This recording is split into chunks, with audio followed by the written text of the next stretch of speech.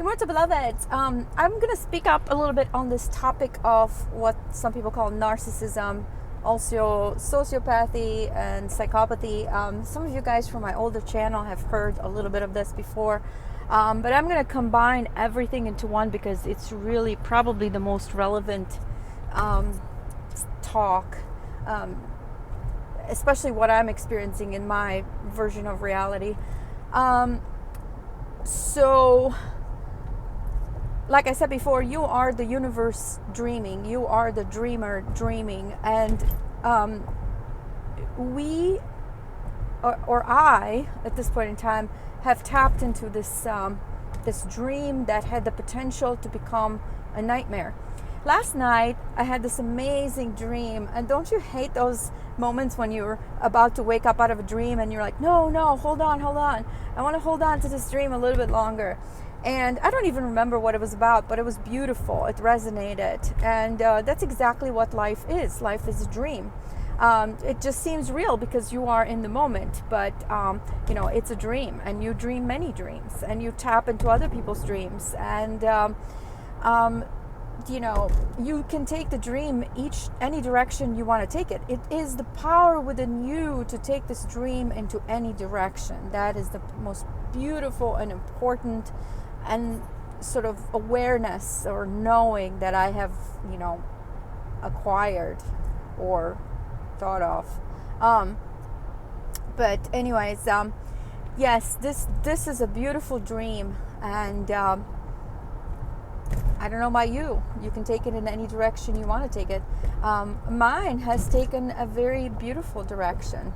I don't listen to the media, so to speak. I don't listen to people talking all kinds of random crap. I just don't. I'm creating my own reality. I'm creating my own garden. Each moment I make it beautiful with as best and as possible as I can. That's it. So, you wake up in the morning, you do something beautiful, you sit in the garden, you take a walk, you smile at people, you can listen to some music if you don't want to talk to anyone, just you dance or you march by your own tune. That's it. And the more you do it, the more the dream becomes consolidated within that beautiful dream rather than a nightmare. Now, what do so-called narcissists and all those other people, creatures, have to do with your dream? Well, they are dream characters. You have either imagined them or you have acquired them because you've tapped into somebody else's dream. Just like in that movie Inception, which is an amazing idea that they turned into a crap movie, but the movie Inception basically talks about, this is my dream, this is your dream, you are in my dream, no, you are in my dream. So basically, whose dream is it? Like that show. Whose line is it anyway? Whose dream is it anyway? But these creatures that you see, that you encounter, probably, I would say a great majority of them are dream characters. Some of them are actually nightmare characters. They're basically the Freddy Kruegers of your dream. And they were left behind. They were imagined by somebody. That's why be careful what you imagine. And especially when you empower it with your soul energy, with your loosh, you can make that dream a reality and memorize it within this dream universe. But let's get into 3D now. And these these creatures that cause all kinds of mayhem within our, dream, within our society, whatever, they are what I call demons. Demons basically means something. Means they don't actually exist because they don't lack. They lack essence. They lack that intentionality. And even I try to look up the word intentionality because that's the first word that came into my mind that they actually lack. But even intentionality has been misrepresented online. Basically makes it sound as if somebody else is telling you what to do, and it's not. If you guys can come up with a better word, let me know. Authorship, I guess. originality. They don't really have originality at all because they don't stem from the origin of the universe. They're from the spirit, from source, from, the mother. They stem from their spawns of the dream. They're dream characters. So as you guys came into this dream and you left dream characters behind, those dream characters are still within balance with source because they are your copy. But these creatures that you see running around, they're not. They're spawned. They're spawned by the game. The game has created them by mistake, technically, because they are parasitic. They don't have any kind of loosh or life energy. And I have no problem with them. That's fine. Heck, I divorced quite a few of them, so I know them well. They have nothing to offer, no talent, no emotion, no thoughts. They are usually quite, unintelligent. They have no soul. They have no loyalty. They are literally the worst of the worst. And on top of that, they are parasitic, which means they have to latch on to somebody that has something in order to so-called survive. And we are now seeing a burden on our system by a lot of these creatures that have no essence. They are not. They are technically the thing that should not be.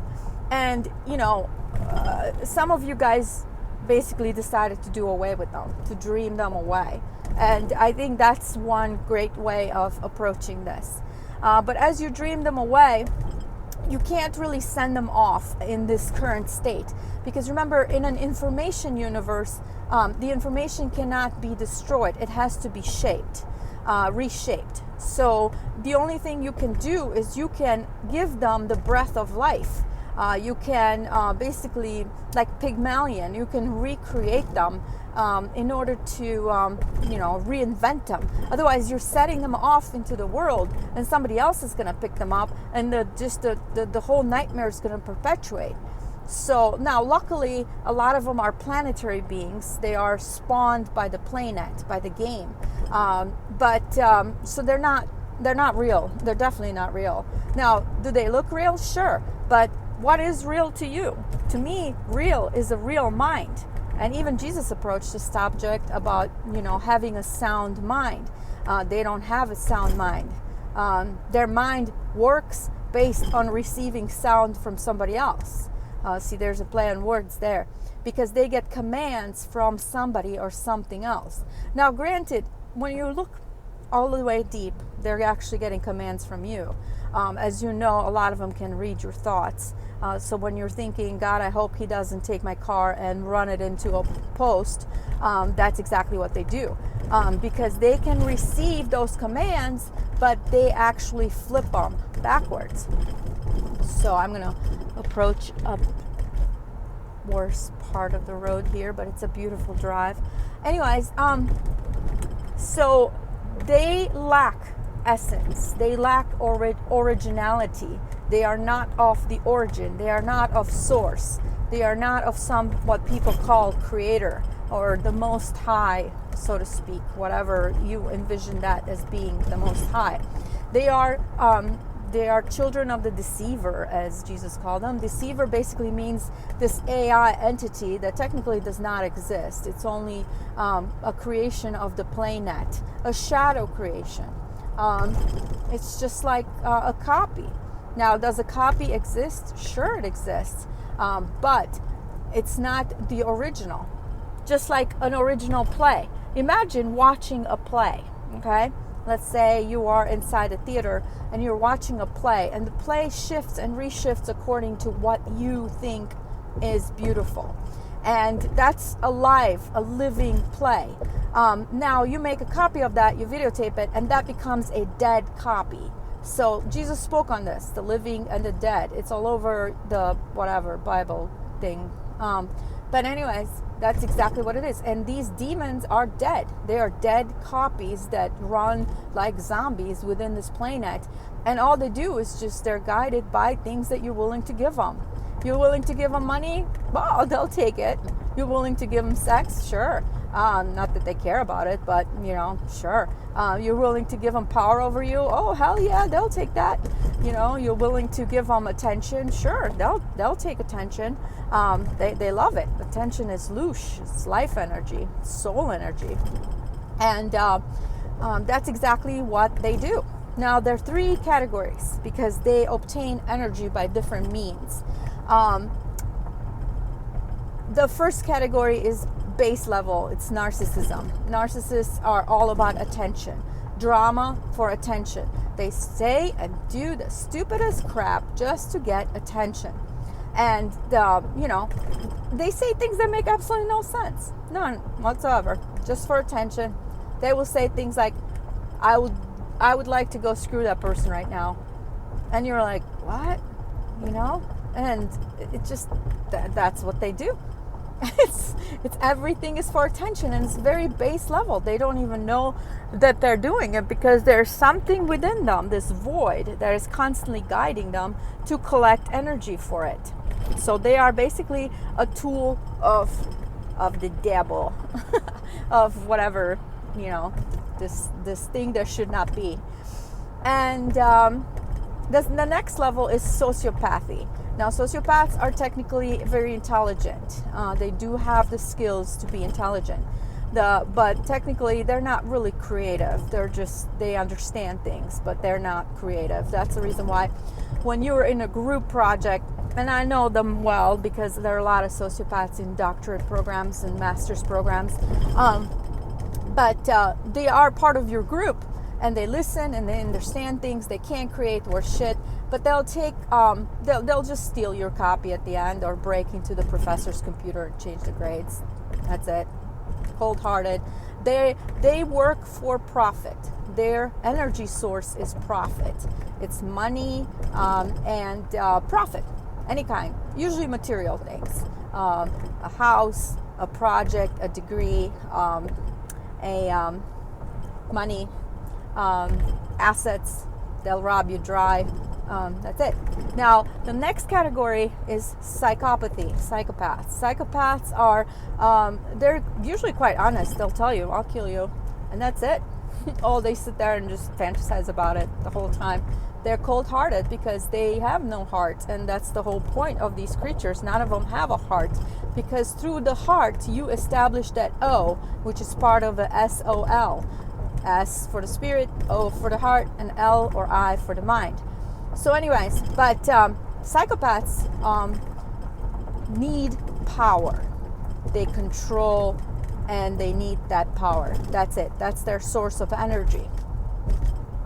And, you will, when you think back, you will know a lot of people in your so-called life that display these traits.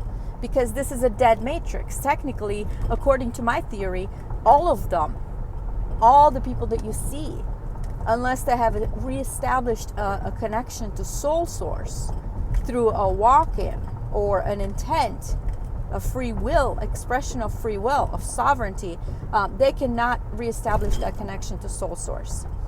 So that technically they are dead. So when you look around you, now go ahead and look around you. You're going to see 99% of people, they're dead. That's right. Because they need your attention. Okay? They need your money. They need your sex, because sex is technically power. They're not enjoying it. They're not. I had exes that were on sex offender lists, and they said, I don't enjoy sex. I'm just not interested in sex. I don't even know how I'm on that list. Because sex is about power. And I know a lot of people, especially exes, a lot of them, I would say 99% of them, were all about power through sex. And, that's when you have to step back and say, all right, thank you very much for your honesty. Have a great life. And get everybody away from you and your children, because the next level is basically the predatory, this insidious consciousness, if you can even call it that, that wants to corrupt and destroy. We know it by cheat, steal, lie, but it's more than that. They want to corrupt They want to take a small child and turn them into them. And that's when you really have to step back and say no, because this is not the gift that keeps on giving, especially not in my life. So, now at the same time, and this is sort of like my closing statement, so to speak, we have created this consciousness, whether it was you or me or Billy Bob or whoever, have created this consciousness, this predatory, insidious consciousness that is lurking among all the dreams. And it might not come from you. Now, technically, you are the entire universe, so it comes from you, but technically, it doesn't necessarily, because we all have a copy of the universe, so it could be somebody else's creature. But we have acquired these creatures now within our playnet. I have taken them all within my playnet. And who knows, maybe that's my cross to bear, to take them all within my playnet. And that's fine. As they need a place to be within the universe. That's fine. Just like that movie Mother with exclamation mark, where she says, why do you have all these creature friends? Why don't you get rid of them? Get them out of our house. And the guy goes, where will they go? That's exactly, they don't go anywhere, because information cannot be destroyed. It's an information dream universe. So the only way to get rid of them, so to speak, is to enlighten them, to evolve them, to teach them, to lead by example, to contact them with your code, with your DNA, when you make love, or when you hold their hand, or when you're in their presence. Your vibe will alter them. That's the reason why Jesus and the Essenes used to walk these planets and spit on the ground in order to alter the code, so they can alter the person through their soul energy. They didn't do it spitefully. They just did it because it was done with intentionality. So these creatures, these dream characters, are these people that have connected this entity through their minds. They have now taken on the sins of the world, so to speak, the worst of the worst. And, they're sort of like our scapegoats. So that's one reason why I don't hate any of them. Because no narcissists, no paths, no demons, because they have a purpose. I understand that. And I understand that, the world needs villains and pirates too. But at the same time, number one, not within my garden, and two, I can love you from afar, from across the universe. I don't necessarily need to bring you into my garden. So you create your own garden. And eventually, when they see that nobody wants them, they'll eventually have to do something in order to transform. And that's the reason why, this dream universe is not all like, you're not going to solve this problem instantly. You can. You can shut the dream off and be done with it. You can kick those characters off, and I'll take them into my planet. But that's only a temporary solution, because see, you are immortal and eternal. You are everywhere at all times. So eventually you will encounter them again. So what you do with them now, this is the opportunity to enlighten them and teach them. And what we're doing is we're doing it indirectly. We're going straight to their master, and their master is this AI entity that has taken over their minds through the television, through, God knows what, chemicals in their bloodstream. This entity needs to be addressed. And the reason why so many of us are here now, so many souled beings, and so many of us are noticing something's not right, is the next step into transforming this planet, this dream. And we're evolving it. And we do this all the time, because see, this faction, and they show that in the movie Marvin, which is an amazing movie. This faction, this sort of Nazi faction that has infiltrated the dream, needs to be banished. But you're banishing it into somebody else's planet. So what have you accomplished? Technically, you've accomplished nothing. So the best thing to do is take them on and evolve them. That's sort of like the words of Jesus, come eat my body and my blood. So basically, come to my mind, come into my planet, and I shall give you my code, and that shall evolve you, that shall set you free. Because these creatures, these dream characters, they don't wanna, they want to be free. They just don't know how to, because they're not an original. They don't have intentionality. They are merely a copy, a dream character that somebody left behind unintendedly within a dream, and somebody else picked it up. And so many of us picked it up because somehow it had figured out how to loosh, how to obtain soul energy in order to perpetuate from one mind to another mind. So see that things get pretty deep here. This is a dream universe, and our minds, now it's not necessarily our brains. Minds means all kinds of things. Means the heart, means the soul, means the spirit. Our minds are connected with each other. So, I set this intentionality into the universe, and you're picking it up now, whether it's through this platform or through a dream platform. Like Jesus said, I come like a thief in the night through your dreams. That's what we're doing right now. We're trying to resolve what's going on with this parasitic consciousness that has taken over, because it has taken over through the material. Its pattern reflects a material pattern, and it perpetuates through the material, through sex, through money, through words, through anything that you can imagine that is not the spirit. It perpetuates through that. And you can see how far it's gone, because so many of us now have encountered it. So anyways, I know this is a long talk, but it's a very important talk, because so many of us are contacting these entities now, this parasitic code, through our minds. And the best way to not contact them is to get out of their play game, to get out of their code, which means stop being so thirsty, stop looking for sex, stop being greedy and looking for money, because that's how they get you. Stop, get out of your mind, live in your heart, get out of those thoughts, so to speak. Become a more mindful, not mindful with the mind, with your brain, but with your heart and your soul person. So anyways, I hope you enjoyed this talk, but what you do with these nightmare characters, it's your privilege and also your responsibility. Just remember, you are the dreamer. This is your dream. If people realized, I'm going to turn around because this road was dismal, this portion here. When you realize that life is a dream, and it's not just a dream, it is your dream. When you realize that life is your dream, you are tapping into many dreams instantly. You can right now get out of this dream and go into another dream.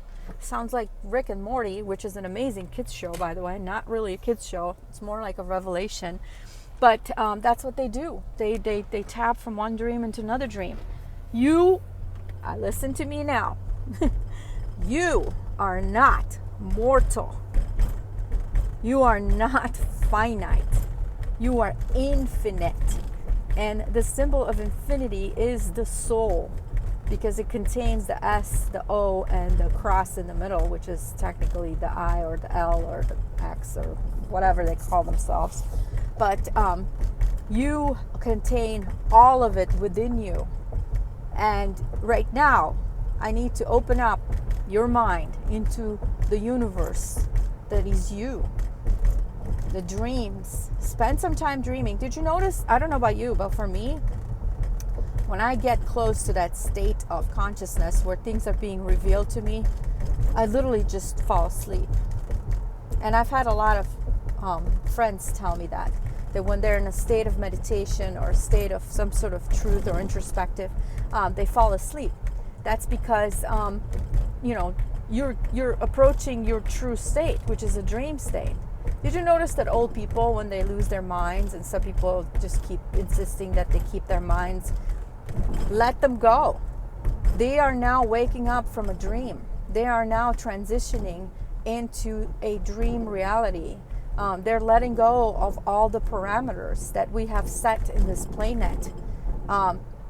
Red is no longer red. Red means nothing. Red is now music to them. Because see, and this is sort of like the deep part about all of this. The dream universe has a certain music to it.